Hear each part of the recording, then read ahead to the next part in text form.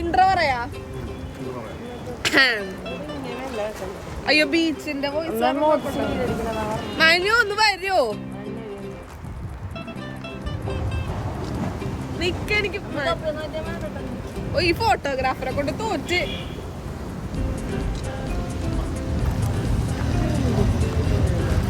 Hello, എല്ലാവർക്കും family വണ്ടിന്റെ പുതിയൊരു എപ്പിസോഡിലേക്ക് സ്വാഗതം.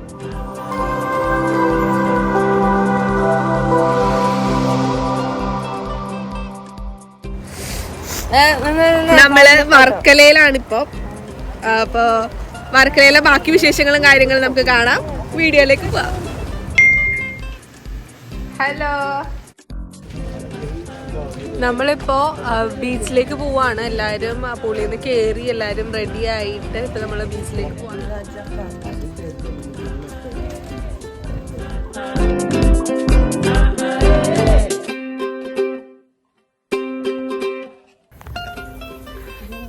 ഒന്നും കാണാൻ പറ്റില്ലല്ലേ. നമ്മള് നേരെ ആയിട്ടുള്ള വഴിയുടെ വരാണെങ്കിൽ കുറേ ഡിസ്റ്റൻസ് നടന്നു വരണം. സോ നമ്മളൊരു ഇടവഴി കൂടിയാണ് കയറിയത്. ആ വഴിയിലാണെങ്കിൽ ലൈറ്റും കാര്യങ്ങളൊന്നും ഉണ്ടായിരുന്നില്ല. ആൻഡ് അവിടെ നിന്ന് നമുക്ക് നമ്മുടെ റൂമിൽ നിന്ന് പെട്ടെന്ന് നമുക്ക് ബീച്ചിലേക്ക് എത്താൻ പറ്റി. ബീച്ചിലെ വിഷ്വൽസൊക്കെ നല്ല രസമായിരുന്നു. ഭയങ്കര ക്രൗഡായിരുന്നെങ്കിലും ലൈറ്റ്സും പിന്നെ കുറേ ഷോപ്പും കാര്യങ്ങളൊക്കെ ആയിരുന്നു അവിടെ കൂടുതലുണ്ടായിരുന്നത്. നമ്മൾ ബീച്ചിന് അങ്ങോട്ട് ഇറങ്ങുന്നതിന് മുമ്പ് ജസ്റ്റ് ഈ ഷോപ്പും കാര്യങ്ങളൊക്കെ ഒന്ന് എക്സ്പ്ലോർ ചെയ്യാമെന്ന് വിചാരിച്ചു. നമുക്ക് പറ്റിയ സാധനങ്ങളൊന്നും അവിടെ കിട്ടിയില്ല, കാരണം കുറേ ഡ്രസ്സ് ഉണ്ടായിരുന്നു, അതൊന്നും ആവശ്യമില്ല. ബാഗും പിന്നെ സ്ട്രീറ്റ് ഫുഡ്സും കാര്യങ്ങളൊക്കെ ഉണ്ടായിരുന്നു. നമ്മളവിടെ എന്തോ 2 ദിവസങ്ങളൊക്കെ ട്രൈ ചെയ്തു തോന്നുന്നു. പിന്നെ കോസ്റ്റിൻ്റെ കാര്യം പറയാനാണെങ്കിൽ ചീപ്പാണെന്ന് വെച്ചാൽ അത്ര ചീപ്പൊന്നും അല്ല, എന്നാലും അഡ്ജസ്റ്റ് ചെയ്യാം. അത് കഴിഞ്ഞ് നമ്മൾ ബീച്ചിൻ്റെ അങ്ങോട്ട് ഇറങ്ങി. ബീച്ചിൻ്റെ അങ്ങോട്ട് ഇറങ്ങിയപ്പോഴാണ് കുറേ പേര് സ്കൈ ലാൻറ്റേൺ പറത്തുന്നുണ്ടായിരുന്നു. പിന്നെ കുറേ പേര് അവിടെ ഇപ്പോഴും ഈ രാത്രിയും വെള്ളത്തിൽ കുളിക്കുന്നുണ്ടായിരുന്നു. അപ്പം നമ്മളെന്തായാലും വെള്ളത്തിൽ ഇറങ്ങേണ്ടത് തീരുമാനിച്ചു. അപ്പം നമുക്കൊരു ആഗ്രഹം തോന്നി സ്കൈ ലാൻറ്റേൺ പറത്താന്ന്. അങ്ങനെ നമ്മളൊരെണ്ണം വാങ്ങിച്ചു. പക്ഷേ ഇതിൻ്റെ പരിപാടി ഒന്നും അറിഞ്ഞുകൂടാ, ഇത് എങ്ങനെയാണ് ഇതിൻ്റെ മെക്കാനിസം കാര്യങ്ങളൊന്നും അറിയാത്ത കാരണം കുറേ നേരം അതുമേ കിടന്ന് പണിയലായിരുന്നു. എങ്ങനെയാണ് തുറക്കുന്നത്, കാരണം തൊട്ടാ കീറിപ്പോകുന്ന ടൈപ്പ് മെറ്റീരിയൽ ആണല്ലോ.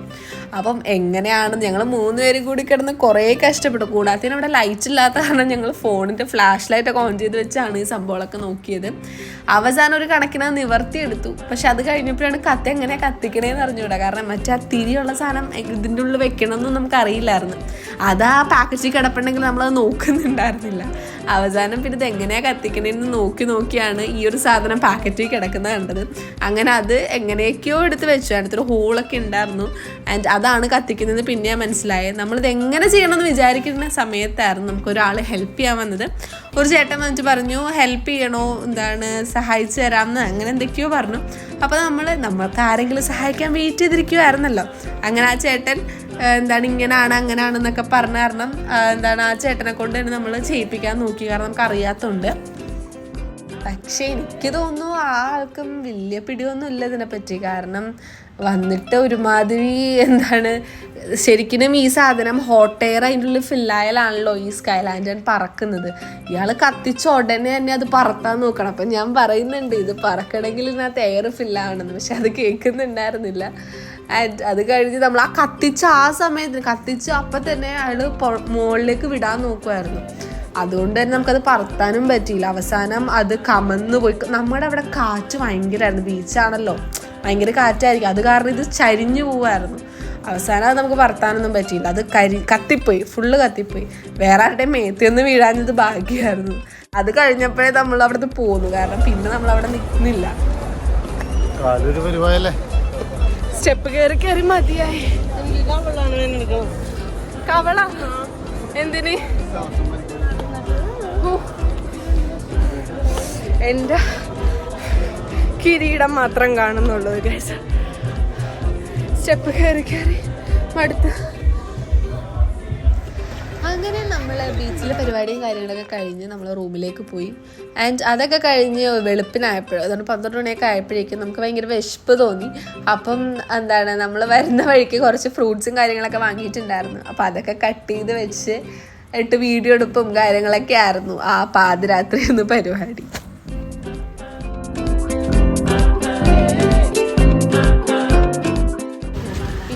രാവിലെ നമ്മൾ തിരിച്ച് പോരുന്ന വഴിക്ക് നോക്കി അവിടെ കുറച്ച് വലയിന്ന് പിടിച്ച ഉടനെ അതിനുള്ള മീനും കാര്യങ്ങളൊക്കെ കണ്ടായിരുന്നു. അപ്പോൾ നമ്മൾ അവിടെ വണ്ടി നിർത്തിയിട്ട് അങ്ങനെ കുറച്ച് മീനും സാധനങ്ങളൊക്കെ വാങ്ങി. അതിൻ്റെ അപ്പുറത്തെ കടയിൽ ഈ ഉണക്കിയ മീനില്ലേ അതും കാര്യങ്ങളൊക്കെ ഉണ്ടായിരുന്നു. അപ്പോൾ അതൊക്കെ നമ്മൾ നോക്കി കുറച്ചൊക്കെ വാങ്ങിയിട്ട് പോന്നു.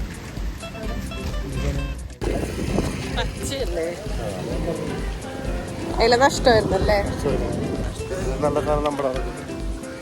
പക്ഷെ പച്ചയാണല്ലോ,